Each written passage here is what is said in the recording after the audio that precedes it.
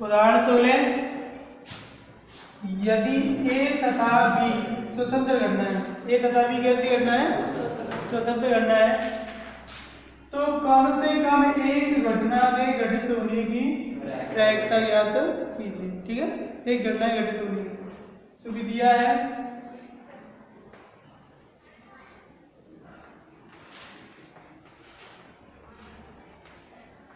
ए और बी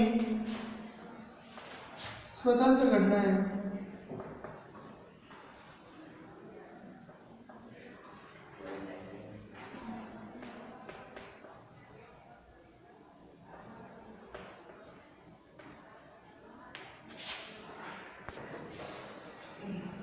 तो क्या दिया है? ए और बी स्वतंत्र घटना है। अब स्वतंत्र घटना होती है तो इंटरसेक्शन क्या होता है? Probability of A intersection B बराबर P A into P B. समीकरण नंबर फर्स्ट ये दे रहा है आपका। अब निकालना है कम से कम एक घटना के घटित होने की प्रायिकता। कम से कम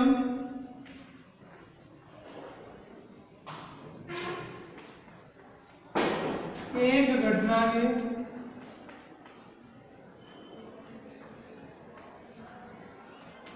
घटित होने की प्रायिकता।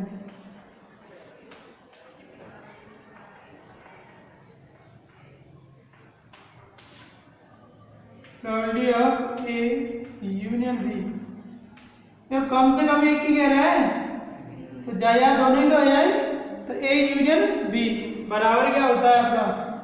P A plus P B minus probability of A intersection B. अब समीकरण 1 से ए इंटरसेक्शन बी का क्या लग रहा है मान? तो समीकरण 1 से तो probability of A union B, ये तो फॉर्मूला ही तो होता है P A plus P B plus minus probability of A intersection B. अब जहाँ P A plus P B ऐसे लिख रहे हैं, पी ए और plus P B minus probability of A intersection B का P A into P B. ज्यामिति का कौन आया रहा? पी बी ले ले common. Probability of A union B बराबर P A plus P B ले लो कॉमन, तो जगह बचे एक बन तो यह मानते हैं एक माइनस जहाँ दिए का दिया का बचा पी, एक माइनस पी तो है। अब जा पी ए की जगह क्या लिख सकते हैं? क्योंकि पी ए बराबर का होगा एक माइनस पी वाली का यहाँ पी बराबर का यहाँ एक माइनस पी वन, तो यहाँ रख देंगे पी की जगह एक माइनस पी ए वन।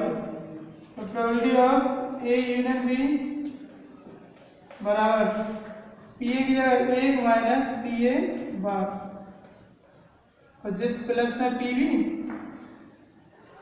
तो जो एक माइनस पी ए बराबर क्या होगा? पी वाली तो यहाँ पर पी बार होगा, एक माइनस पी बराबर का होगा पी ए बार। अब जे दो बदल में क्या बना रहा है?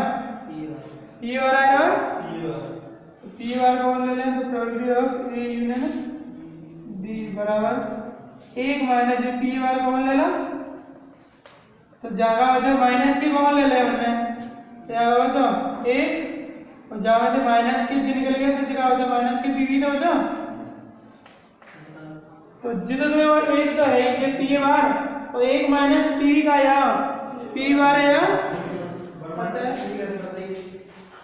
ये कौन ले लो? पी बार कौन बनाया? जहाँ कितना बचा है? अब जहाँ माइनस की कौन ले तो जो प्लस की आएगी ये माइनस की और जो पी बार निकल गई। ठीक है, तो बराबर आगे क्या है? Probability of A inter union B बराबर एक माइनस पी ए बार और जो एक माइनस पी बी का पी बी बार। इतनी सी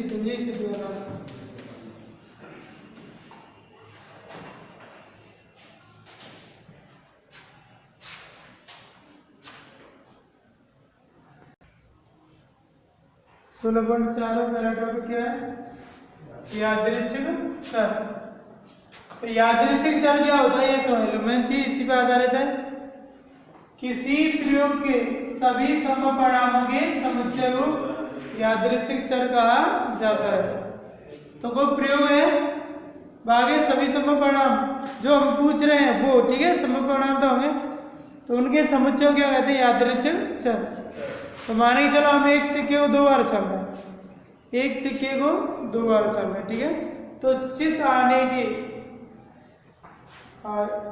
की जो प्रयोग होगा वो क्या है? यादृच्छिक चर। चितों की संख्या को कह सकते हैं, चितों की संख्या की प्रायिकता ज्ञात कीजिए। तो चितों की संख्या क्या होगी? 2 बार चला है तो एक हो सकता है, 0 से स्टार्ट हो, 0 1 2, तो हो सकती है 2 बार चला है तो 0 चित ऐसे होते हैं, 1 हो सकती है और अधिकतम 2। तो ये जो चितों की संख्या के जो मान है 0 और 1 2, वो क्या होंगे? यादृच्छिक चर। सवाल में और स्पष्ट हो जाएगा। और दूसरी हेडिंग,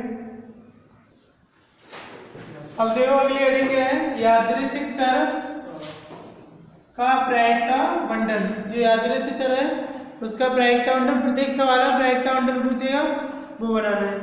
क्या होता है? किसी प्रयोग के यादृच्छिक चर और उसकी संगत प्रायिकताओं का बंटन यादृच्छिक चर का प्रायिकता बंटन कहलाता है। मान के चले यादृच्छिक चर क्या होता है? x ही तो होता है, माने x बराबर हो गया 0 1 2 और इनकी प्रायिकता हो गई px बराबर, इसकी माने चलो 1/2, इसकी 1/3 और इसकी 1/4। तो प्रायिकता बंटन हो जाएगा आपका प्रायिकता बंटन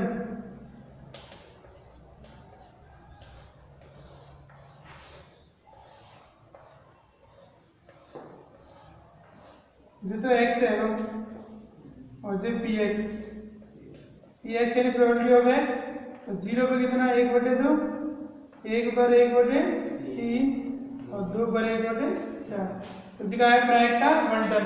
और जो x की वैल्यू है 0 1 2 पे क्या है? यादृच्छिक चर, ठीक है। तो यही टॉपिक है इसमें आपके सिलेबस में 16 में से। और इसको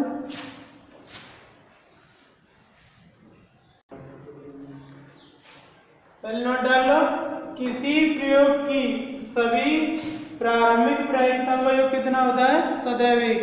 यानी कोई प्रयोग की जितनी प्रायिकता अभी जोड़ लेंगे तो उनको योग कितना आ गया?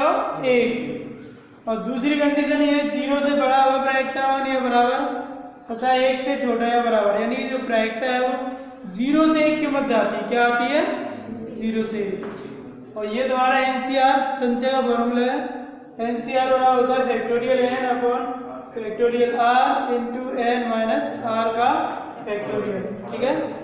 पढ़ा हुआ है। तो अब जब खोलने का तरीका घटते क्रम में घातों लिख देते संख्याओं, जैसे n है तो n माइनस 1 n माइनस 2 ऐसे होते हैं।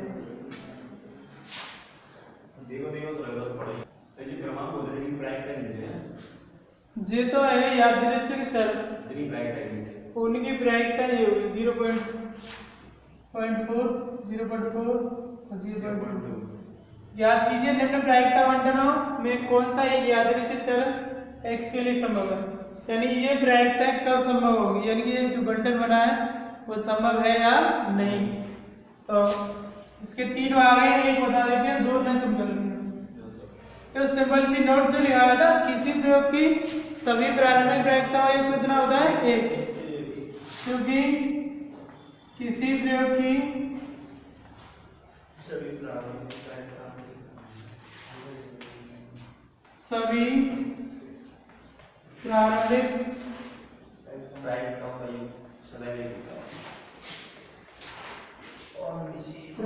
का योग कितना होता है? 1 ही तो होता है, तभी तो संभव होगा। और जिनकी प्रायिकता का योग 1 आएगा तब तो प्रायिकता बंटन संभव है, 1 नहीं आया तो नहीं है। अर्थात सिग्मा px, सिग्मा मतलब योग, px मतलब प्रायिकता, जोड़ लो इन्हें 0.4 प्लस 0.4 प्लस 0.2, 0.4 0.4 0.8 0.8 में 0.2 जोड़ा है तो कितना आया 1 ही तो आया 1 है 2 यानी ये यहाँ 1.0 है तो निम्न प्रायिकता बंटन संभव है। उपरोक्त प्रायिकता बंटन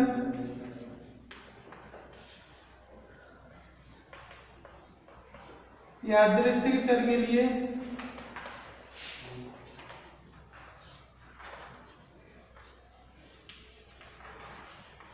संभव है। जोड़ के इनको एक आएगा तो संभव है और जोड़ के एक से ज्यादा या छोटा आएगा तो संभव नहीं है। तो पहले के दोनों भागों को वर्ष कर लेना था। लो सवाल नंबर 2, दो सिक्कों कितने सिक्कों 2 सिक्कों के युगपत और छाल में चितों की संख्या को यादृच्छिक चर मानना है। चितों की संख्या का मानना है यादृच्छिक चर मानते हुए प्रायिकता बंटन ज्ञात कीजिए। यादृच्छिक चर का प्रायिकता बंटन किसे बनाना है तो देखो 2 सिक्कों उछालने में प्रतिशत समष्टि 2 सिक्कों को उछालने पर प्रतिदर्श समष्टि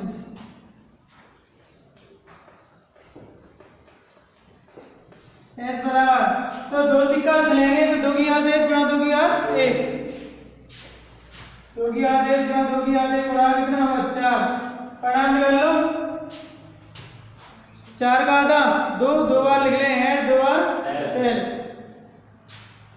तो हेड टेल 2 बार हेड हो गया 2 का आधा 1 बार हेड 1 बार टेल हेड टेल परिणाम कितने हैं 4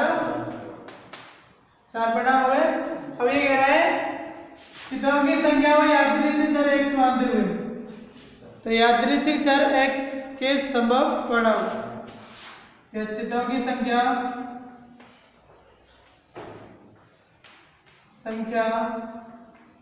के संभव परिणाम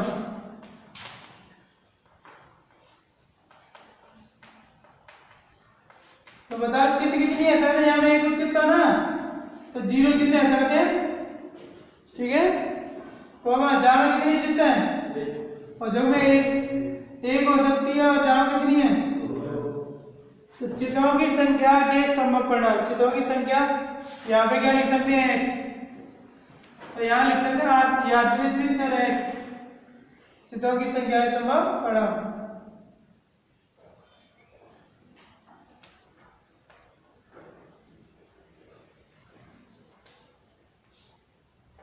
चर x की मान तो आ रहे हैं यादृच्छिक चर x चित्तों की संख्या के संभव परिणाम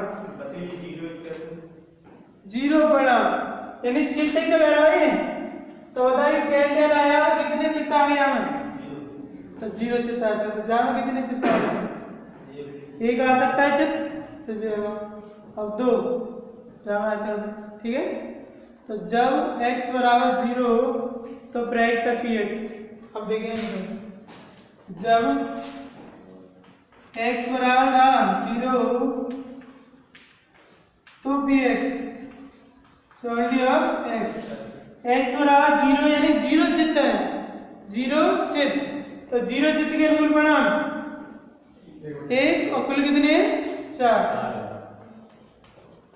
तो जब x बराबर 1 हो तो px भाई एक का चित्त एक चित्त के लिए अनुकूल परिणाम कितने हैं 0 एक चित्त नाम है तो अनुकूल है 2 कुल कितने हैं तो कितना आ गया 1/2 और जब x बराबर कितना 2 तो px दोनों चित्त हैं तो अनुकूल परिणाम 1 तो कुल कितने हैं अब लिखे हैं प्रायिकता बंटन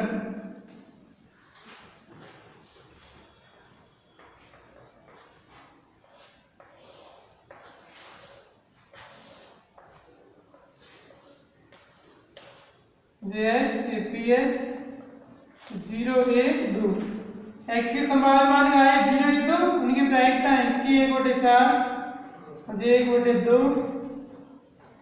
और 1 बटे 4 यह तो वहाँ प्रायिकता 1। ठीक है कर